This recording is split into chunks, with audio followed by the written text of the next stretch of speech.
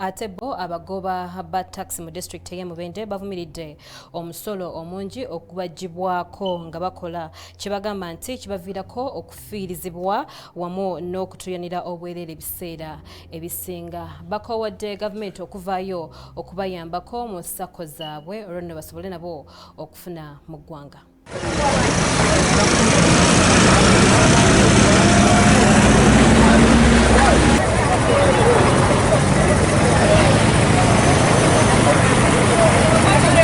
Tugenda okutunulira ennyingiza gye tulina nga buli driver bwe tugenda okubalirira nga buli lunaku bw'aba afuna sinye 35,000 okusinziira ku nnyingiza yaffe. Ate abasinga emmotoka ze bavuga si zaabwe. Kaakati tugenda okutunulira ennyingiza eyo nga ntono. Kye kitukosezza nti tuteekewo sako gavumenti etteremu ssente.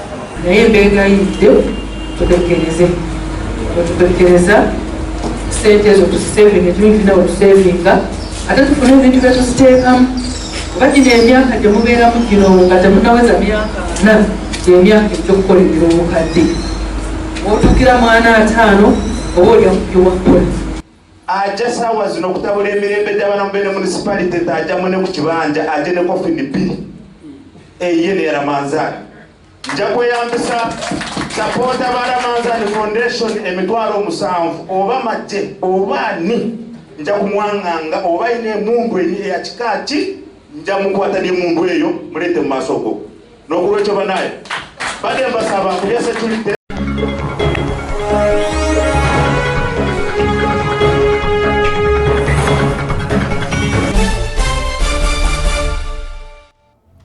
Kyo ekitongole ekigatta abantu abaliko obulemu ki National Association of Persons with Disabilities kitadde gavumenti ku nninga eveeyo ekangavule abantu baayo abaagenda mu bisolo by'abayizi b'e Makerere ne babakuba kussa n'okubba ebintu byabwe nga beekalakaasa. Bano ne bagamba nti waliwo abayizi abamu baaliko obulemu mu kaseera ako naye okuva ku olwo tebabadduukiriranga.